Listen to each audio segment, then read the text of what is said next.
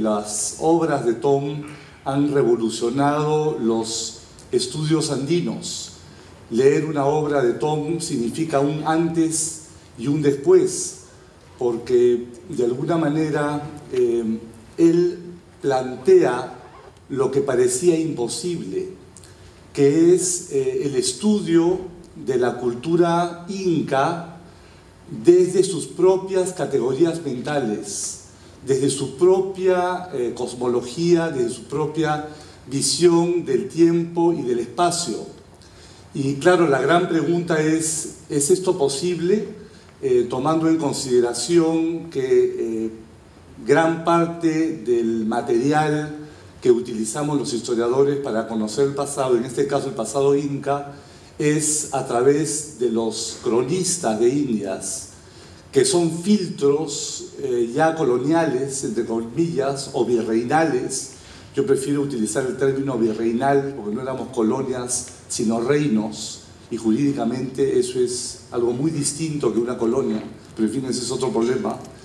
Y el filtro virreinal presupone que el que narra la historia ya está contaminado, por decirlo de alguna manera, de la cultura occidental europea, y por lo tanto así pretenda recoger de manera objetiva alguna tradición prehispánica, necesariamente, dicen los historiadores empíricos, este registro va a estar contaminado con el lenguaje y el pensamiento occidental.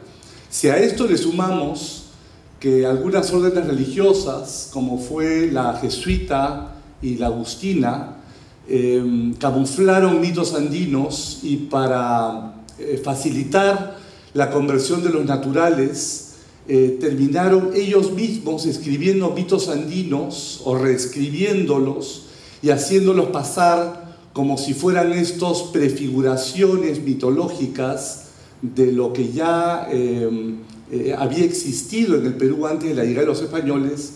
Bueno, la tarea se complejiza mucho más. En todo caso, algunas de las obras en castellano de Tom, como Reyes y Guerreros, Ensayos de la Cultura Andina, que publica en 1989, o su célebre El Sistema de los Seques del Cusco, que es la organización social de la capital de los incas, que publica en 1994. Estos, por supuesto, son traducciones de obras, en su gran mayoría en inglés, y resulta fascinante descubrir, si mal no recuerdo, que me lo dijiste hace algunos años, Tom, que fue Raúl Porras Barrenechea, uno de nuestros grandes hispanistas, el que de alguna manera, no sé si te incitó o te motivó para que profundizaras en el sistema de los seques, que son estas 328 huacas o santuarios que están relacionados con todo un sistema espacial que se origina en la ciudad del Cusco. Y claro, al desentrañar este sistema cosmológico que involucra toda una serie de reflexiones sobre astronomía inca, concepción de tiempo y el espacio, Tom, de alguna manera, abre la caja de Pandora y nos muestra un universo que el propio Raúl Porras Barrenechea, como buen hispanista, jamás soñó, ¿no? O sea que de alguna manera lo que hace Tom es mostrar el lado oscuro de la luna que los hispanistas nunca intuyeron, por llamarlo de alguna manera. Simplemente terminar diciendo que acá lo interesante es que cuando Tom habla del mito, de los mitos antiguos y su relación con las fiestas, con el calendario, con la cosmología andina, por mito no debe entenderse lo que se entiende hoy en día, que es prácticamente un sinónimo de ficción o de fábula, en el sentido renacentista. En realidad, en las culturas tradicionales, el mito es una narrativa con un profundo contenido simbólico que articula el significado del cosmos, del orden social, del tiempo, del espacio. Son historias sagradas que a su vez producen culturas con estructuras políticas determinadas, con estructuras sociales determinadas, y estos mitos también tienen una concepción propia del tiempo y el espacio, y por supuesto estas concepciones se reflejan en el arte, ¿no? Entonces es ahí donde para los historiadores del arte el mito también se transforma en una herramienta de estudio, pues es a través del mito que uno puede entender las iconografías del hombre prehispánico. En todo caso, una de las, creo yo, grandes contribuciones de la obra de Thom, poniendo de lado el aparato técnico y su lectura extraordinaria que él hace de los cronistas, es que de alguna manera Thom introduce en el Perú el pensamiento multidisciplinario, porque demuestra que para estudiar la cultura prehispánica no solamente hay que no solamente conocer de semiótica, de antropología contemporánea, de historia, hay que conocer a los cronistas, hay que conocer sobre conceptos de astronomía, y quizás eso le viene un poco de su propia formación en el estructuralismo francés, que le ha permitido darnos esta visión de águila de la civilización inca. En todo los casos, los dejo con Thom Zuidema. Muchas gracias.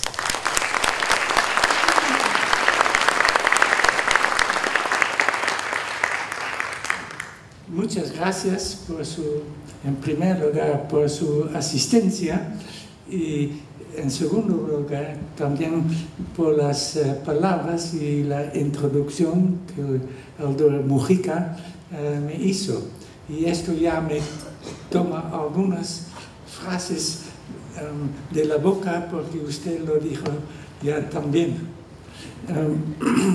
Bueno, el título, ustedes ven, es Tiempo y Espacio. Y entonces quisiera decir primero por qué este tema de tiempo y espacio me interesa tanto, y especialmente al momento de las fiestas, lo del tiempo. Yo estaba por razones de educación en Holanda, quizás también muy interesado en las grandes civilizaciones de Asia, de la India, de la China, y de la influencia que ellos tuvieron en Indonesia, y especialmente también por Indonesia teniendo también su propia cultura. Y entonces fueron las influencias de la India y de sus sistemas cosmológicos y calendáricos, y de la China, que por una parte influyeron mucho en Indonesia, pero por otra parte mantuvo también muy bien su carácter propio. Y entonces, si vemos las antiguas civilizaciones del mundo, básicamente todos, excepto lo andino, son del hemisferio norte. Y cada civilización arcaica lo reconocemos porque iba a tener escritura e iba a tener también conocimiento, en cierto modo científico, de la astronomía y de los calendarios que formaron. Bueno, la civilización andina es una cosa muy especial, y por eso me interesó, porque es una civilización del Nuevo Mundo, con esto de Mesoamérica. Quizás Mesoamérica tuvo algún contacto con el mundo de Asia, pero los Andes en Sudamérica, en cierto modo, ninguno.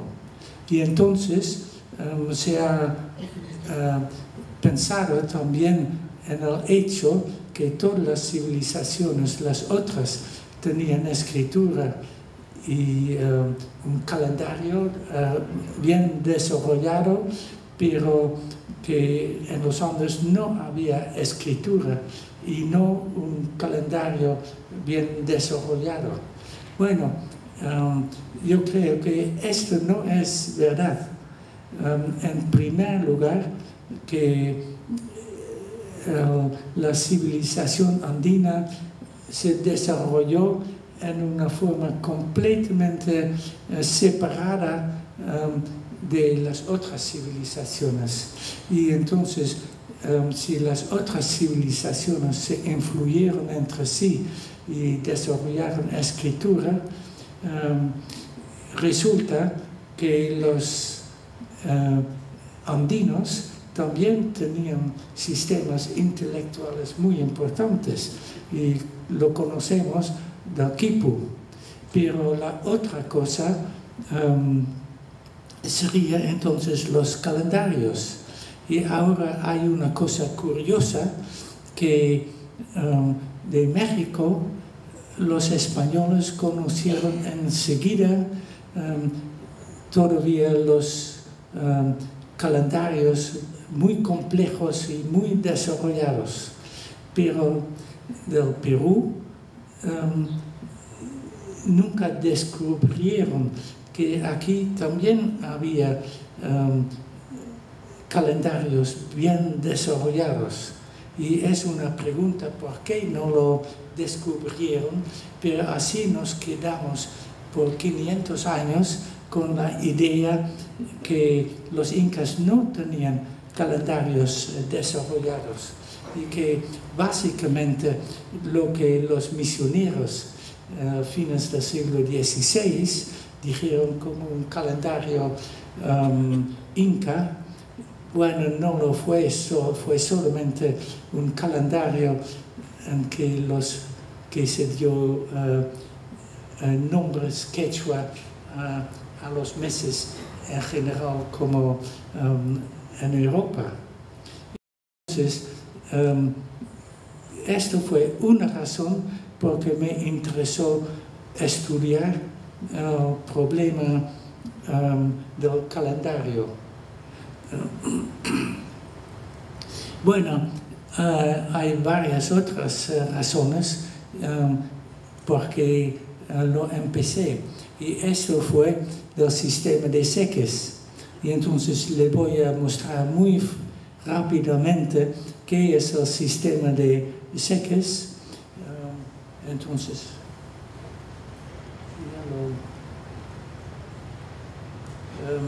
Entonces fue un sistema de 41 direcciones en todo el horizonte. Y entonces en cada dirección, un seque, había alrededor de 8 vacas, lugares sagrados, sobre el seque. El sistema fue muy bien descrito por Polo de Ondegardo. Y él sabía ya desde un principio que el sistema de seques es quizás el único documento que fue descrito desde la boca de sus informantes inca. Y entonces, realmente para mí, cualquier cosa que estudio, hay que empezar con el sistema de seques.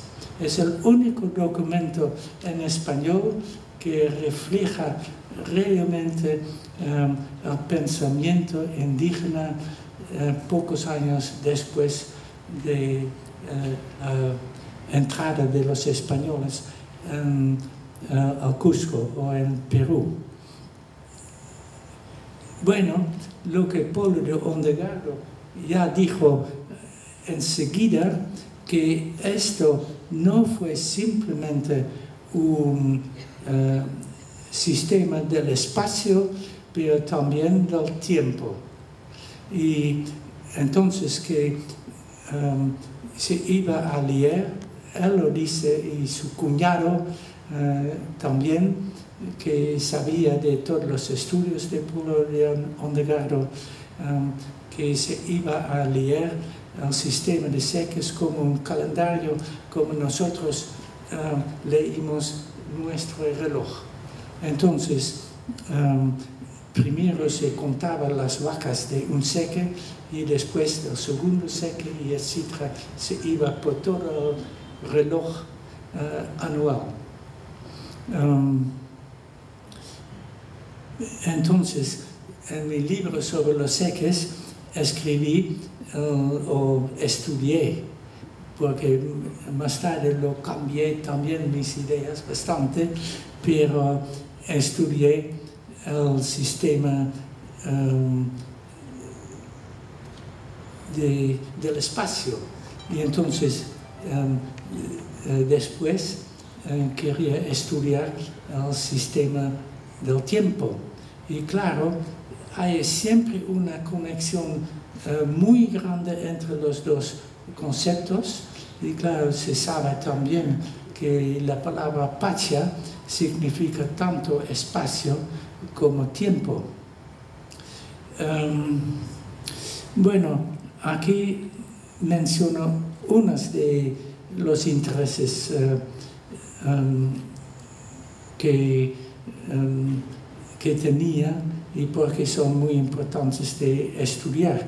Y quería mencionar todavía uno más, y esto es también influido por lo que estudié sobre Indonesia, pero los Andes son realmente parte de toda Sudamérica y de las culturas de Sudamérica. Y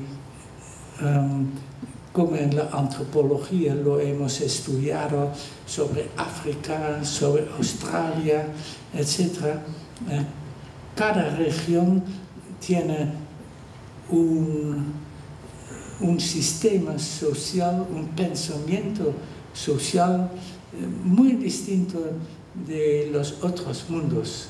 Y entonces los Andes son un caso predilecto para estudiar porque se integran tanto en toda el área cultural de Sudamérica, que es muy distinto y muy original y tan lógico como cualquier otra cosa que se puede estudiar en otras partes del mundo.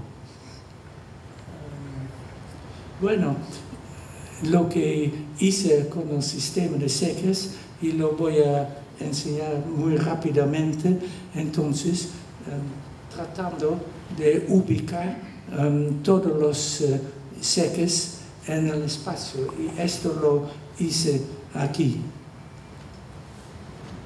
Pero para pasar rápidamente sobre esto, aquí les enseño un dibujo del cronista Filipo Wamangpoma de Ayala, que es interesantísimo porque en primer lugar se ve que aquí el Inca Tupi Yupanqui está hablando con las vacas del sistema de seques. Se ve este círculo aquí de 12 vacas donde ha simplificado básicamente todo el sistema de seques de Cusco.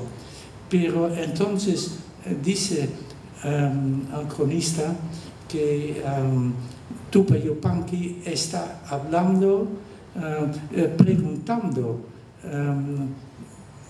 todo sobre el pasado, entonces incluyendo el calendario, el futuro y también de lugares lejanos.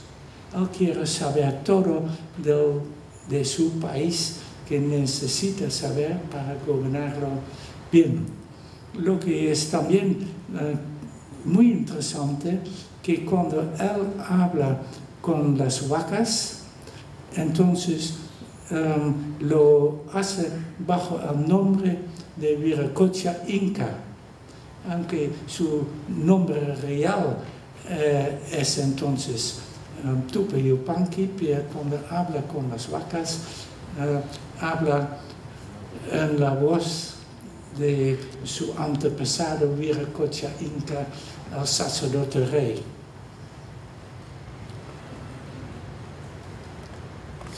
Bueno, entonces con el sistema de seques, Polo de Ondegardo no sabía nada de cómo interpretarlo como un calendario, dónde empezar, cuál grupo de seques puede representar cuál mes.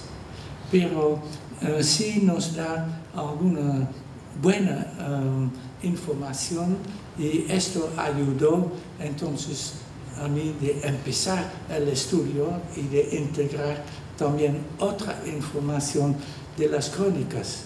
Y tengo que decir que tengo mucha admiración por los cronistas, porque son españoles y entonces siempre dice que los incas son paganos y tienen que convertirse en católicos, pero cuando se lee bien las crónicas, estas son palabras para introducir y después viene con información que muestra que realmente estaban muy interesados en la cultura andina.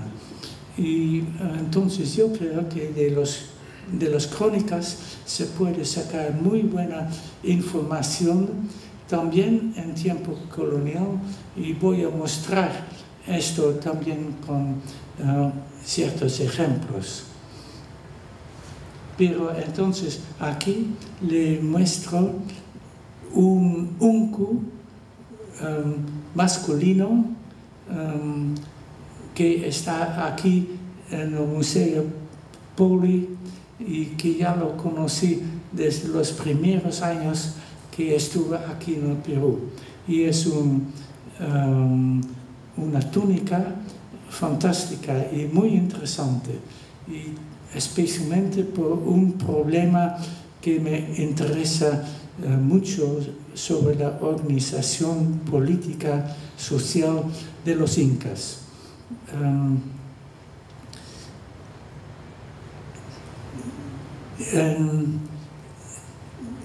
El estado inca fue un estado muy poligámico, y entonces el inca tenía muchos hijos y entonces clasificó los hijos según sus rangos. Y estos grupos se llamaban panacas, y había 10 panacas, y entonces lo interesante es que cada panaca estuvo a cargo de un mes. Y este fue un sistema que me ayudó mucho para reconstruir el sistema calendárico. Bueno, las panacas no voy a decir más sobre esto. Tiene sus nombres, tiene sus mitos o ritos, etcétera, que se puede combinar muy bien con los mitos sobre los diferentes meses. Pero aquí, este unku representa también las 10 panacas, y esto es lo interesante por una razón muy especial que lo voy a mencionar, pero no en todos sus detalles técnicos. Si ustedes ven aquí las dos líneas, así, las dos líneas abajo, aquí. Entonces aquí se tiene la corona inca Mascapaicha, y hay 6, pero lo que dice el cronista Moruba, se ve aquí esta parte roja, y él dice que esos son hilos que representan las cabezas decapitadas de enemigos. Bueno, hay 6 mascapacha que representan 6 meses del año, pero una mascapacha no es roja, pero amarilla. Y de esto sabemos que esta fue la mascapacha, no de un rey, pero de su hijo que le iba a suceder. Y esto es muy interesante por otra razón. Pero aquí he combinado parte de la túnica de arriba, entonces aquí con la mascapacha amarilla y aquí de la parte de atrás. Y entonces se ve que la mascapacha está en una posición muy diferente. Aquí. Bueno, no voy a entrar en detalles, pero lo interesante de esto es que otro cronista, Sarmiento, nos habla de los 12 meses, Inca, y entonces había un mes en Han Cusco, Cusco de arriba, que no dependía de una panaca. La panaca, entonces, de nobles de cierto rango que gobernaban los ritos de un mes especial. Pero había 2 meses que la gente, los campesinos, no tenían que servir a una panaca y no al rey. Y esto fue en los meses de siembra y de cosecha. Había todavía otro problema, pero no lo voy a mencionar por el momento. Ahora, lo interesante es que todos los meses tiene un jefe de panaca, un hombre con toda su mitología, pero 2 meses no lo tienen de la siembra y de la cosecha. Y entonces ellos adoran una ancestra o ancestro femenino. Y como sabemos exactamente, también por informaciones colonial y moderna, todavía sabemos bien cuáles son estos meses de la siembra y de la cosecha, y entonces podemos decir que este Unku realmente representa también un calendario. Hay otra cosa, pequeña cosa que confirma lo que yo digo, pero es una cosa pequeña, técnica, pero las mascapachas fue entonces el rey que había decapitado a algún enemigo, pero el príncipe no lo había hecho todavía. Y entonces, si se ve en este unku, aquí se ve las cabezas decapitadas con su franja roja, pero son 5. Entonces corresponde solamente a estos 5, pero como él no había matado a un amigo, no tenía una cabeza decapitada allí tampoco. Bueno, elaboro algo sobre este punto porque es realmente la base del conocimiento del calendario, su relación astronómica y de los ritos y de los mitos que se menciona sobre esto.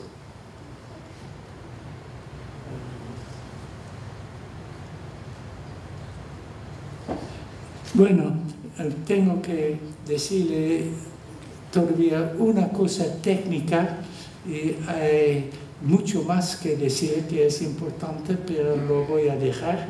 Y entonces solamente una cosa técnica que es, ojalá, fácil de entender, pero que es muy importante para entender los ritos de los diferentes meses. Como dije, creo, ya, los Andes están en una posición muy peculiar en el mundo. Las otras civilizaciones del mundo son todas del hemisferio norte. Lo andino es del hemisferio sur, pero en primer lugar está en los trópicos. Y si nos mantenemos ahora a las civilizaciones de Egipto, de Mesopotamia, etc., entonces siempre hay atención a los días más largos del año y también al día más corto. Entonces ¿cómo se llama? Día 21 de junio, ¿qué se dice la palabra? El solsticio. Sí, entonces el día del solsticio del 21 de junio en las civilizaciones norte son los días más largos del año, y el solsticio de diciembre es el día más corto. Pero en el Perú la situación es diferente, porque Perú y Cusco en primer lugar, claro, está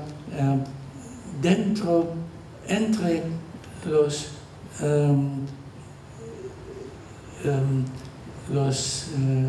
líneas trópicos, sí, entre los trópicos. Y entonces el día más largo, o los 2 días más largos en el Cusco, no son de los solsticios, pero son otras fechas. Y entonces en el Cusco los 2 días más largos son el 31 de octubre y el 13 de febrero. Cuando los días pasan del 31 de octubre al 21 de diciembre, entonces el día disminuye un poquito y después crece otra vez en el 13 de febrero. Bueno, estos fueron 2 días, y voy a hablar más tarde sobre esto, más importantes, de los días más importantes, de que sabemos muy bien los ritos que se ejecutaban. En México había una cosa similar, pero en el Perú hay una peculiaridad que no fue necesario en México, porque los 2 días que fueron más celebrados y sus meses fueron el mes de la siembra y el mes de la cosecha. Y entonces el mes de la siembra en septiembre, no,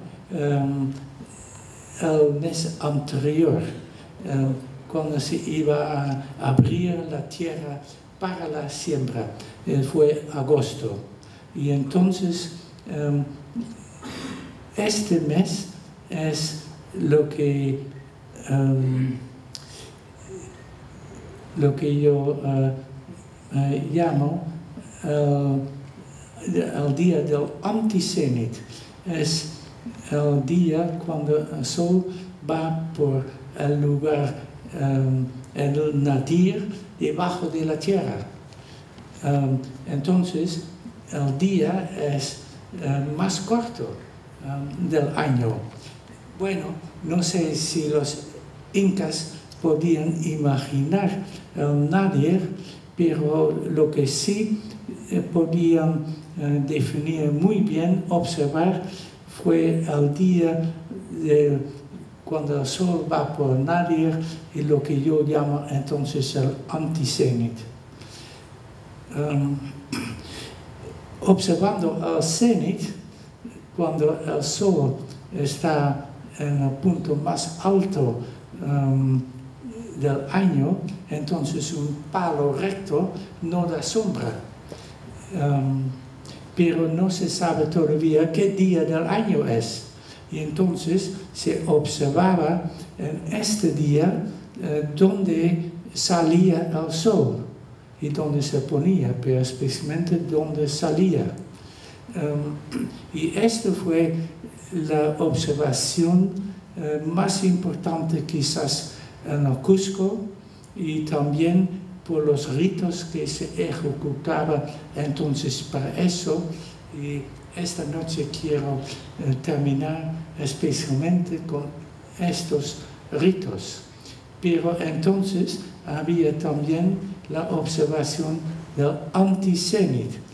Medio año después, y esto lo podían observar muy bien, porque si se observa del mismo Cusco, del cerrito Pirchu,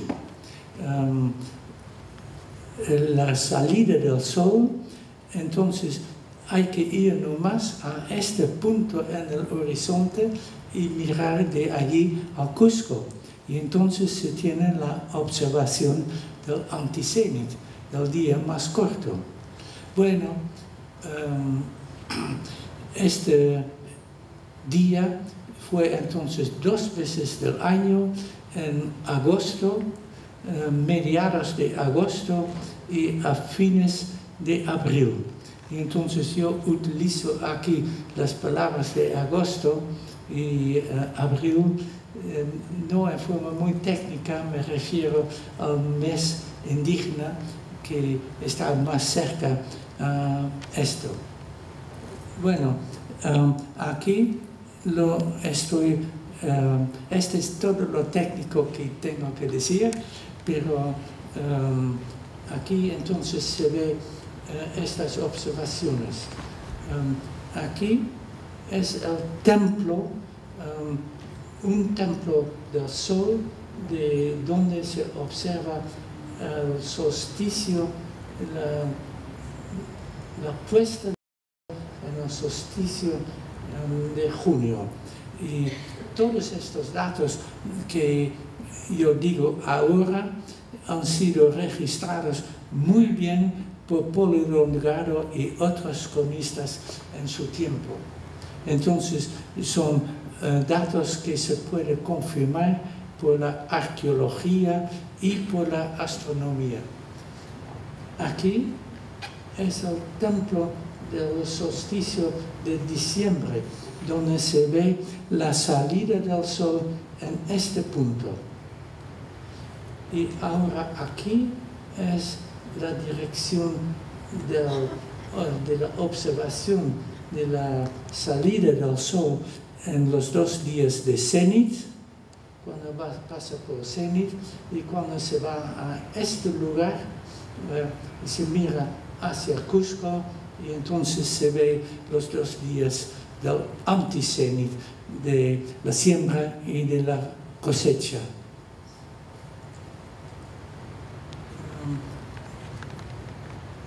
Aquí he dado un poco un mapa de esta observación que va del Cusco aquí a Ausangate, una parte del Gran Nevada Ausangate.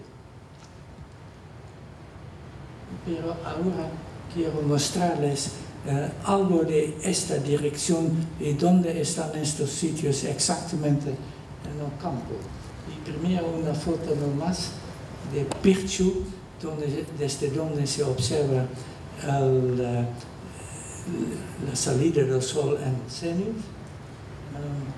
con la catedral, etc. Pero aquí, entonces, de Pirchu, la dirección donde está el templo del de la observación del cenit y desde donde se observa el anticenit. Es un lugar turístico muy interesante y yo quería irme todos los años allí. Es el lugar que ahora se llama Tipón, las ruinas de Tipón. Pero está muy bien documentado que esto, Tipón, aquí,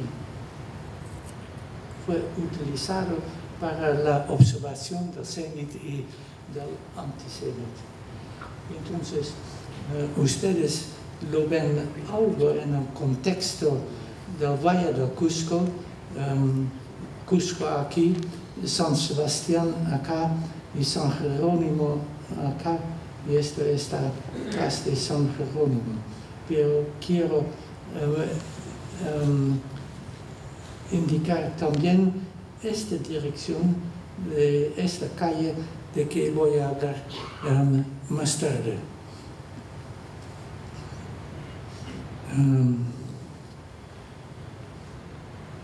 A ver, así.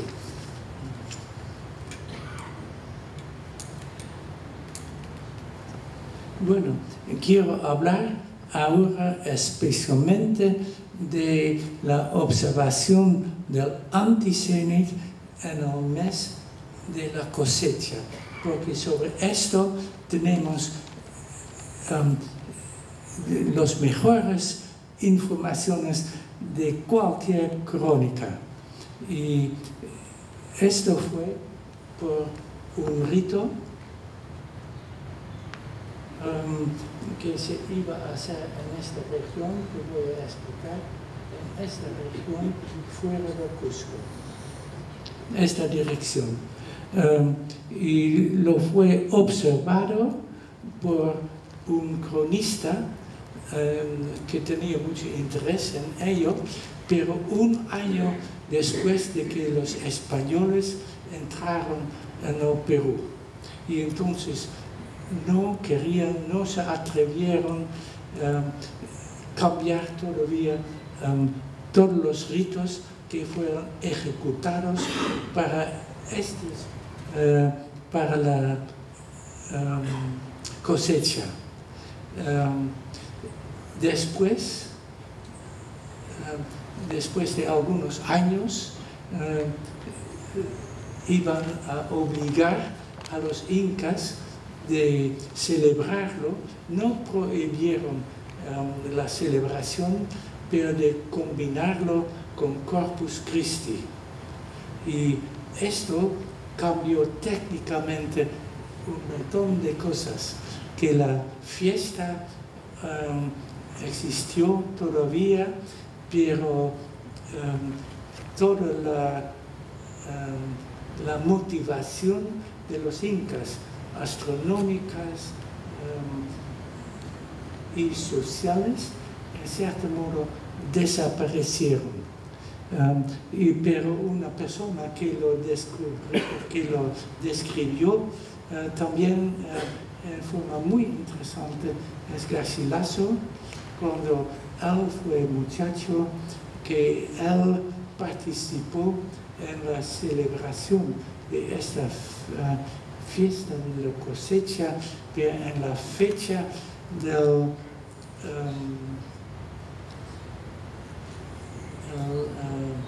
Corpus Christi.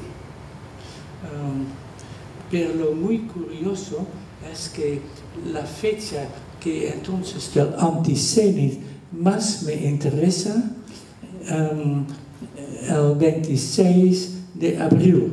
Esto es muy... 26 de abril. Y entonces Garcilaso ya no entendió eso de la fecha y por Corpus Christi.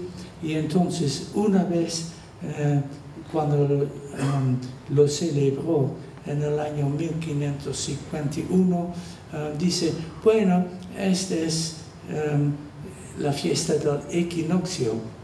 Y después lo participó en 1555 y entonces dice, es del solsticio de junio. Ya no lo sabía y la fecha exacta fue, claro, en el medio y no fue una fecha movible en términos inca, pero una fecha fija. Entonces, con esta fiesta podemos estudiar también muy bien el desarrollo y claro, no fue celebrado mucho con información histórica en el Cusco, pero también en otras partes en España, etc. Entonces es un caso muy interesante. Pero lo que yo quiero hacer ahora aquí, ¿qué información tenemos sobre esta fiesta? Y esta es mucho. En primer lugar, la primera cosa que quiero mencionar, entonces, este camino que va al Cusco, y el camino les voy a indicar más tarde, es el lugar detrás de la Universidad de Cusco. Pero la primera información que tenemos sobre esto es en el mito de origen inca, cuando Manco Cápac y sus hermanos y sus 4 hermanas se van a Cusco para conquistarlo, para fundar Cusco.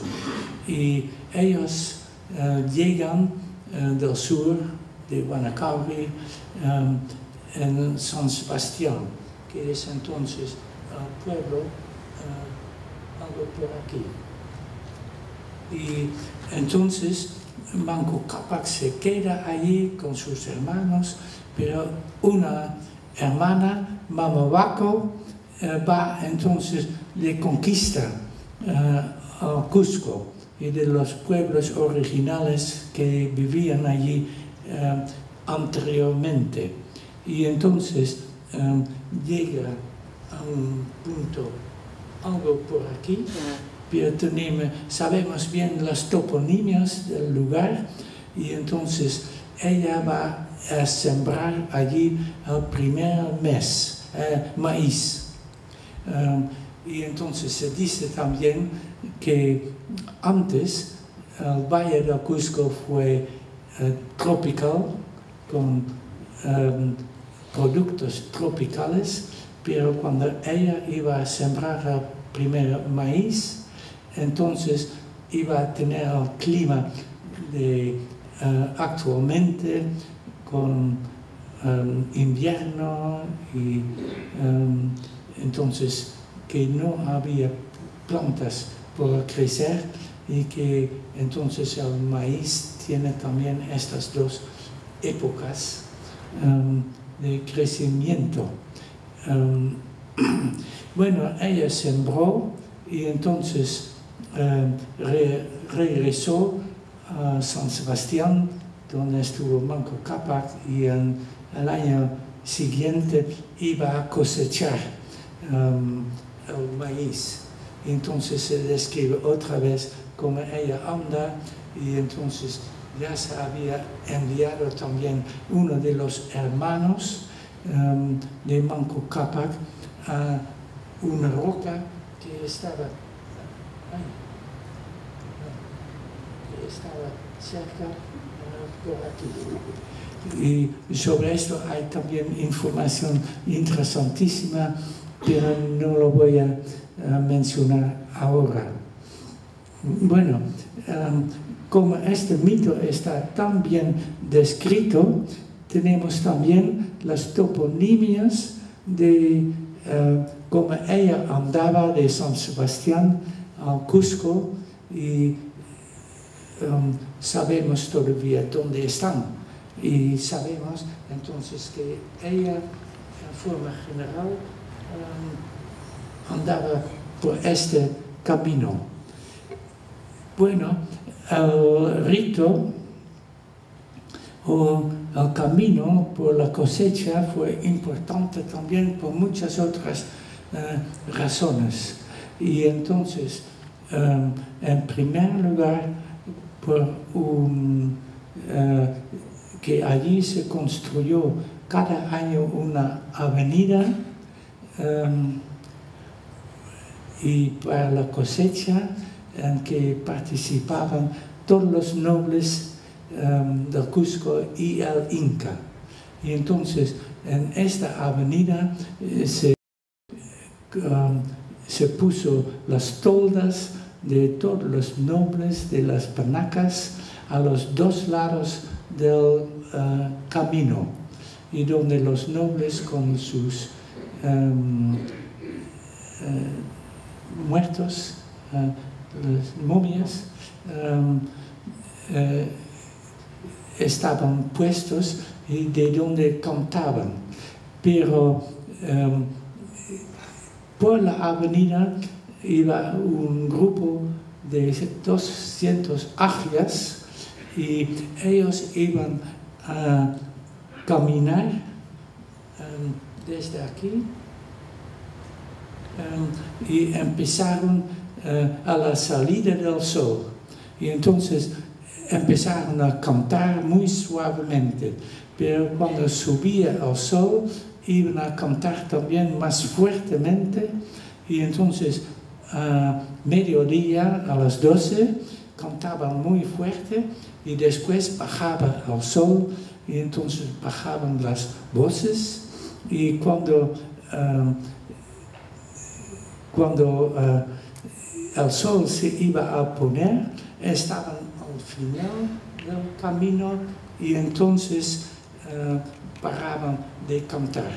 En esto el Inca mismo participó también en momentos, pero él estaba más por un sitio aquí, Saucero, que sabemos también todavía bien dónde está en el Cusco actual.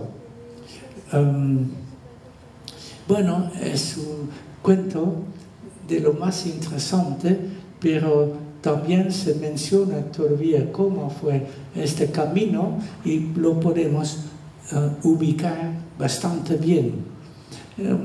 La última cosa que quiero decir de otro rito también muy interesante es sobre Huayna Cápac, el último rey antes de la entrada de los españoles.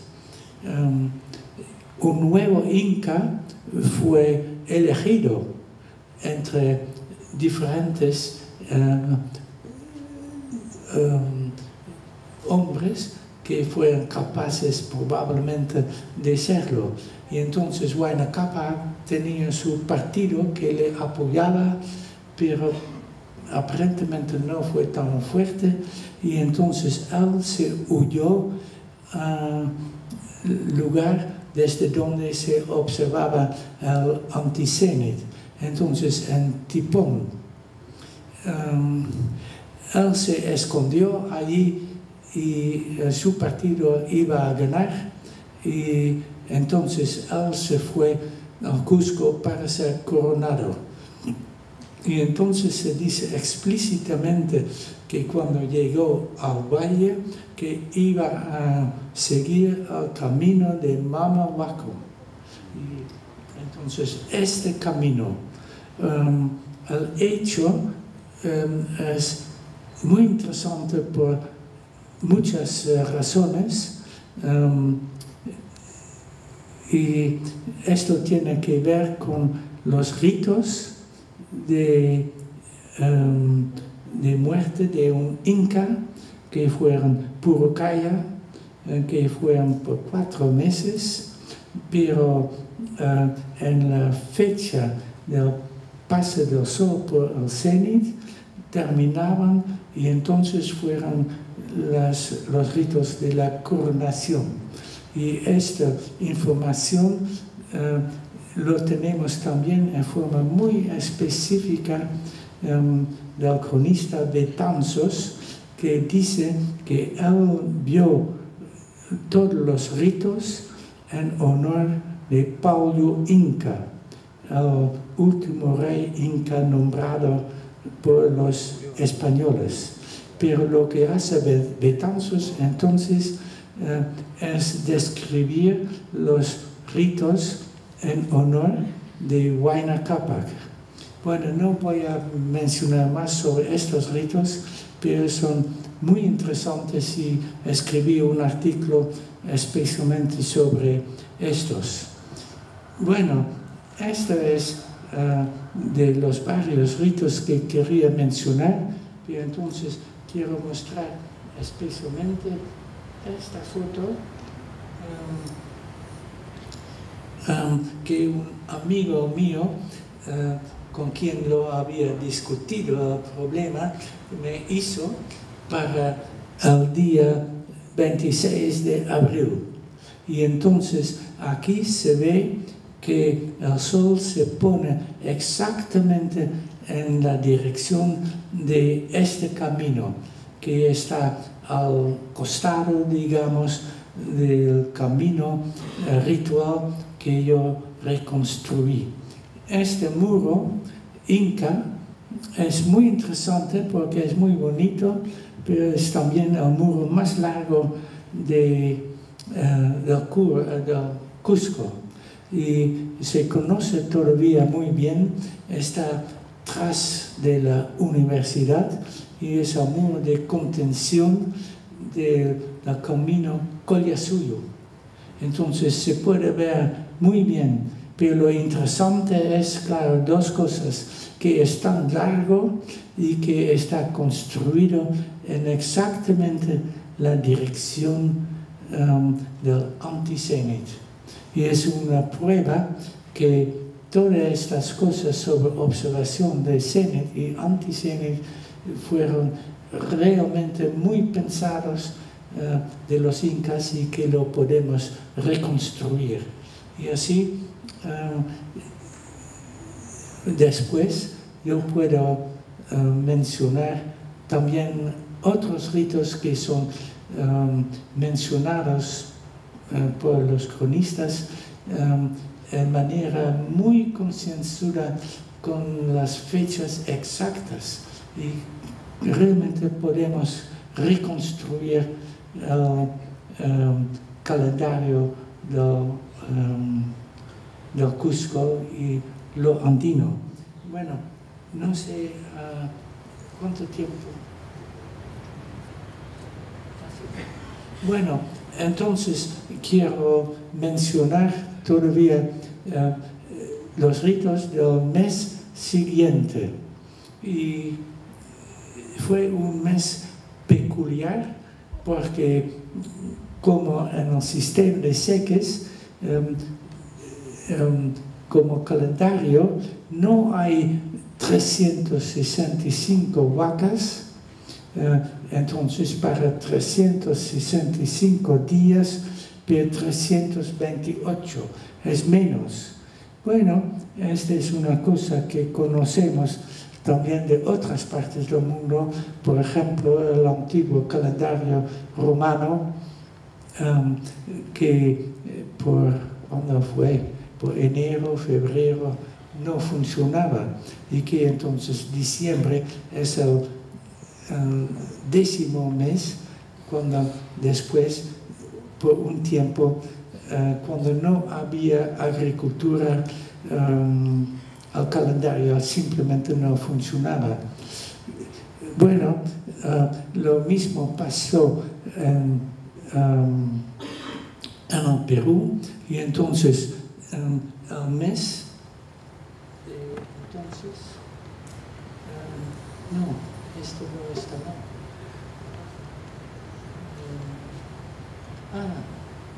Sí, me olvidé decir una cosa, entonces perdóname la interrupción, pero el mes de la cosecha fue interesante también por otra razón astronómica, y esto es que entonces una constelación de la llama tenía su culminación a medianoche, cuando estaba más alto.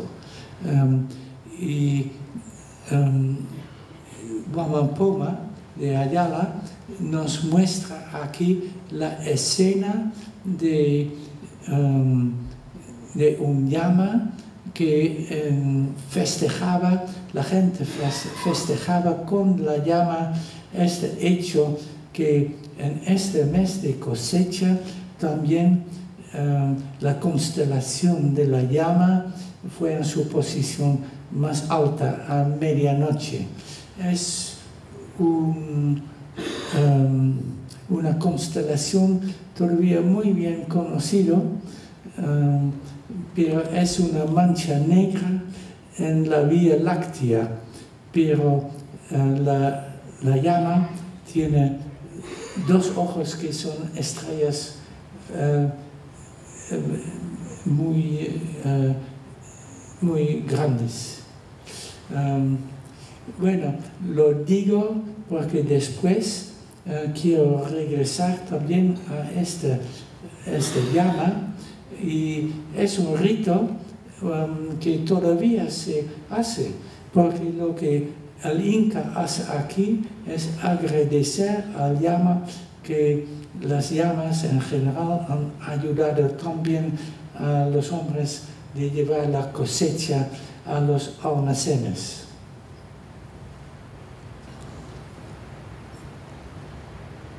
Y otra cosa graciosa de este mes de mucha alegría de cosecha, y que la gente, los campesinos, no tenían que servir al Inca o a una panaca, pero podían cantar y estar alegres.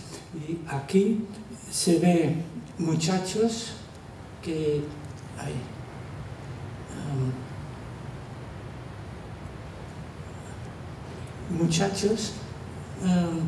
que tocan la quena, la flauta, pero están sentados sobre el cerro Senja en el Cusco, que se ve de Cusco al horizonte.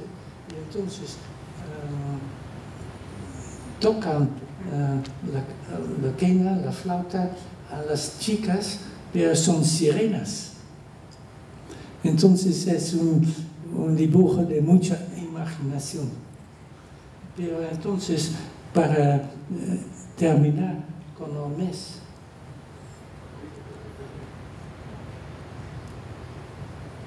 con este mes, entonces, este fue el mes cuando la cosecha fue llevada a los colcas, los almacenes. Y hay varios ritos que son muy interesantes de decirlo. En primer lugar, en el mes anterior, esta procesión que yo dije fue durante 8 días y terminaba el último día, en el día exacto del Anticenit. Y entonces al día siguiente, el Inca, con la colla, la reina y los grandes nobles, y también todos los curacas de todo el imperio que tenían que venir entonces a Cusco, iban a arar la tierra como para abrir el nuevo año. Y no se hizo trabajos de agricultura todavía, pero sí ya abrían el nuevo año para esto. Y entonces iban a arar con sus chaquetacas los hombres, pero lo que me interesa tanto, que fue al día siguiente, y es un rito que lo conocemos de otras partes del mundo también. Por ejemplo, en la China hay dibujos holandeses de visitantes que lo vieron, este rito de arar por el mismo emperador en Beijing en el siglo XVII. Pero ritos similares también en Indonesia, en Sri Lanka también hay una muy buena descripción. Pero el mismo rito se hace en el Perú todavía. Y entonces que en este día se va a arar en la plaza.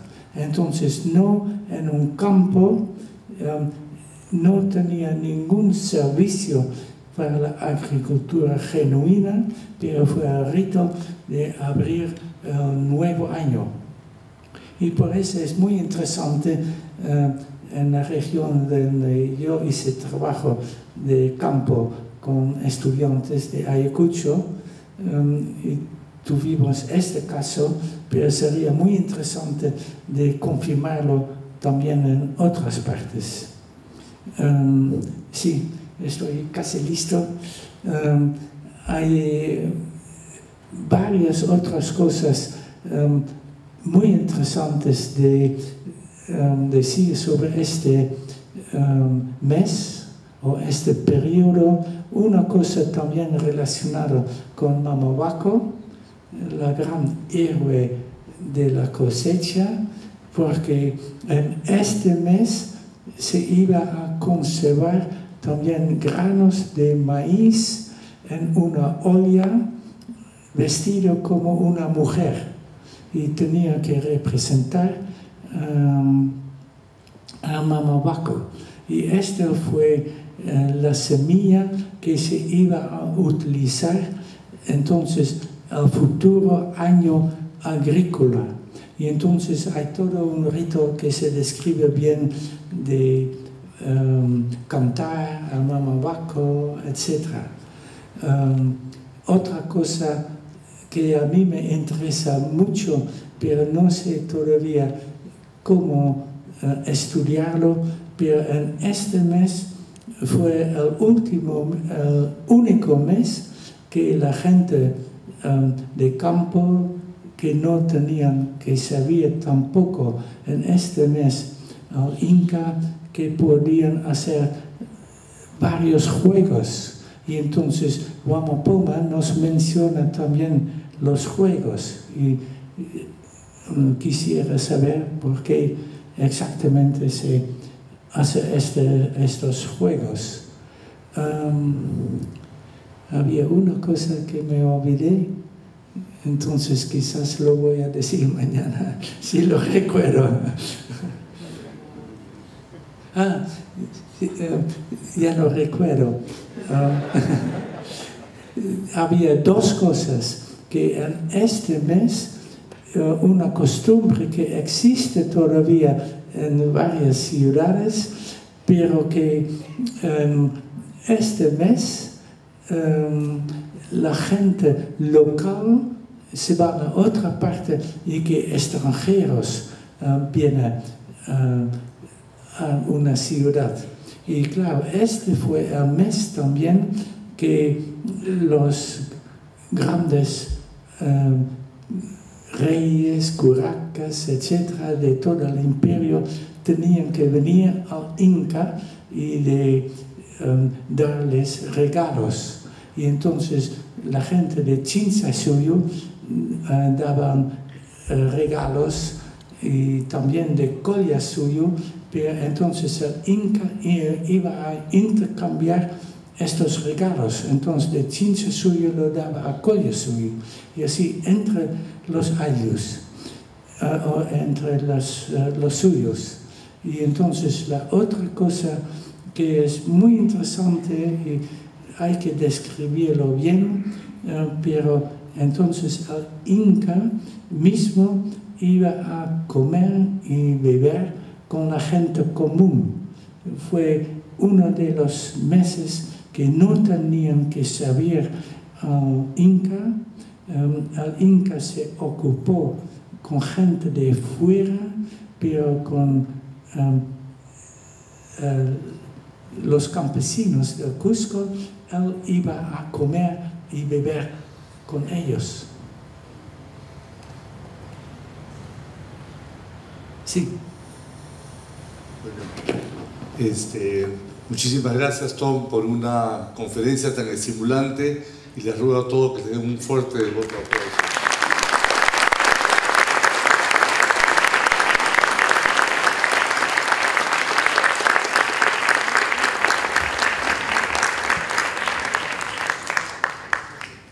El día de mañana vamos a tener un conversatorio en base a la conferencia que Tom nos ha dado hoy día, donde van a participar Juan Ocio, conocido por todos ustedes, que es profesor principal del Departamento de Ciencias Sociales de la Universidad Católica, Marco Curátola, el historiador, también principal de la Católica, de Historia del Departamento de Humanidades, y luego Manuel Burga, que es el vicerrector académico de la Universidad Antonio Ruiz de Montoya. Va a haber un conversatorio entre Tom y estos tres grandes expertos para que nos ayuden a dilucidar esta relación entre cosmología, fiesta, mitología y estos rituales de coronación extraordinarios que ha descrito Tom, vinculada con una tradición inca que se mantenía plenamente vigente, por lo menos hasta mediados o finales del siglo XVI. Muchas gracias.